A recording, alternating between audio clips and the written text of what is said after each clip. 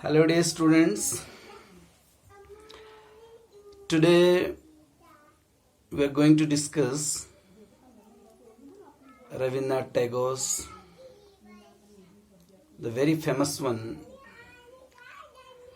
Gitanjali, and its song number 63. Gitanjali in itself is a legendary or masterpiece work of Rabindranath Tagore. In song number 63, he talks about God, that how kind he is. Because being it a mystic song or a devotional piece of writing, the title of this song is Thou Hast Made Me Known. He is thankful to God. He says, Thou hast made me known to friends whom I knew not. O God, how kind you are. तुम कितने दयालु हो. मैं सोचता था कि इस देही को छोड़ने के बाद मेरी आत्मा जब किसी और शरीर में प्रवेश करेगी, when I will enter into another body, I will be uncomfortable, I will be uneasy, because it is not such an easy task to leave the accustomed place and to live in a newer place. So he becomes thankful to him कि how kind you are, because you are omnipresent, आप सर्वव्यापी हैं, you are omniscient, आप सर्वज्ञ हैं, इसलिए आप कभी भी अपनी प्रिय आत्माओं को एक जगह नहीं छोड़ पाते हैं उनको निराश होने के लिए. आप जो कुछ भी उनके लिए करते हैं वो हमेशा सर्वोत्तम होता है, सर्वथा उचित होता है. और इसलिए मैं सोचता था कि मैं नई जगहों पर एक शरीर को छोड़ करके एक आत्मा के रूप में जब नए शरीर में प्रवेश करूंगा तो मैं कैसे रहूंगा. Thou hast given me seats in homes not my own. तुमने मुझे तो उन घरों में भी स्थान दे दिया है जो मेरे अपने घर नहीं है. How kind you are. You have made the strangers the friends of mine. तुमने तो अजनबियों को भी मेरा दोस्त बना दिया है. Thou hast brought the distance near. जो दूर रहने वाले लोग थे उनको भी आपने मेरा सगा बना दिया है, मेरा संबंधी बना दिया है. And made a brother of the stranger. और जो अजनबी थी उन्हें भाई बना दिया है. अर्थात जब एक आत्मा एक शरीर से दूसरे शरीर में प्रवेश करती है, नए लोगों से मिलना, नए स्थान पे जाना, हो सकता है कि पुराने स्थानों से खोने का मोह उसका कम न हो. लेकिन यहाँ कवि कह रहे हैं कि आप कितने दयालु हैं, कितने प्रेमी हैं, कितने सहयोगी हैं कि आपने मुझे इस शरीर में तो आनंद दिया ही दिया है, लेकिन जब इस शरीर की आयु पूरी हो गई थी और मेरी आत्मा जब इस शरीर को छोड़ करके दूसरे शरीर में प्रवेश कर गई थी, वहां भी आपने मुझे एक सुखद संसार का अनुभव कराया. The second canto starts, I am uneasy at heart when I have to leave my accustomed shelter. I am uneasy at heart when I have to leave my accustomed shelter. Whenever I have to leave the old shelter and I have to shift for the new one, I become uneasy.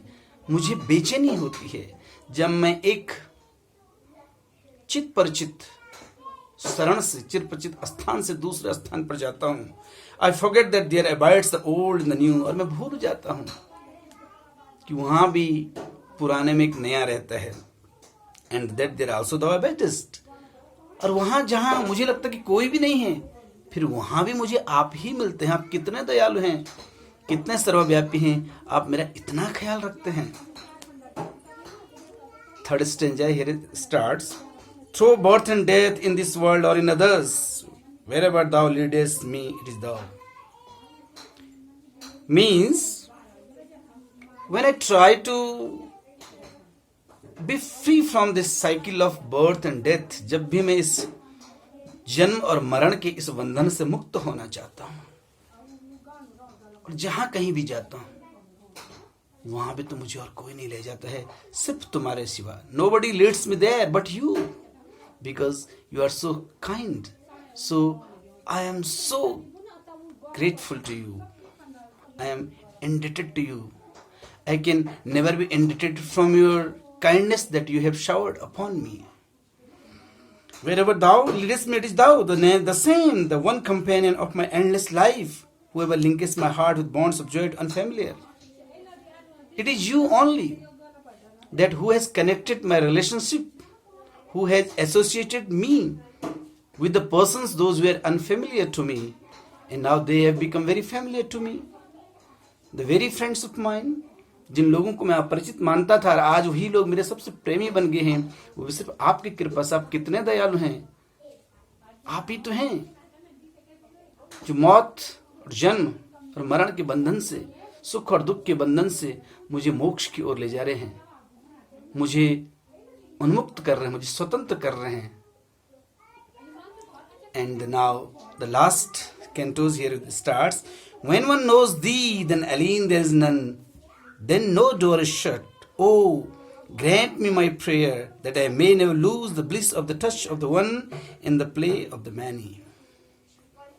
When one knows thee, so dear God, whenever the people comes to know about you, when they feel your very existence, when they come to know about you, when they really know about you, जब वो वास्तव में तुम्हें समझते हैं, तुमको जानते हैं, तुम्हें पहचानते हैं, तुम्हें मानते हैं, then alien there is none. तो फिर उनके लिए कोई भी अपरिचित नहीं है.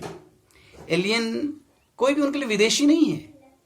यहाँ पर विदेशी का अर्थ है कोई भी उनके लिए अपरिचित नहीं है, कोई भी उनके लिए नवीन आदमी नहीं है, नवीन आत्मा नहीं है, नवीन जगह नहीं है, नवीन रिश्ता नहीं है, नवीन व्यवहार नहीं है. वो सब तो उसके लिए उतने ही आरामदायक लोग हैं, उतने ही चिर परिचित लोग हैं, उतने ही पसंदीदा लोग हैं, जिनको बहुत पहले से जानता है, जिनके साथ वो अपनी संगत का आनंद उठाता है, जिनके साथ रहता है.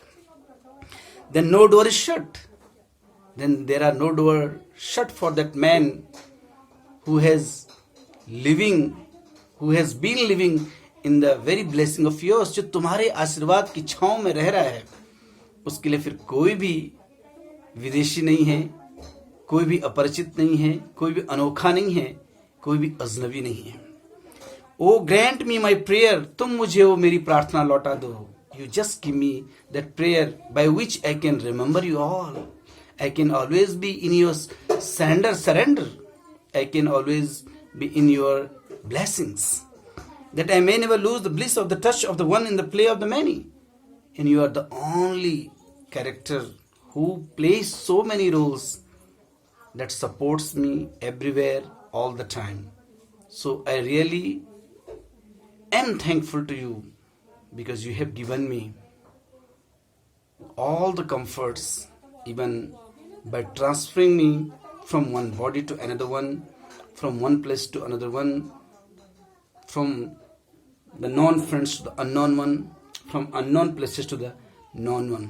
और इस तरह से वो भगवान के लिए शुक्राना अदा करते हैं, उनका धन्यवाद अदा करते हैं कि हे भगवान, तूने मुझे हमेशा हर परिस्थिति में सदा खुश रखा है. तुम कितने दयालु हो, कितने आत्माओं ने जन्म ले लिया, कितनों का मरण हो गया, फिर भी तुमने मुझे हमेशा खुश रखा हर परिस्थिति में.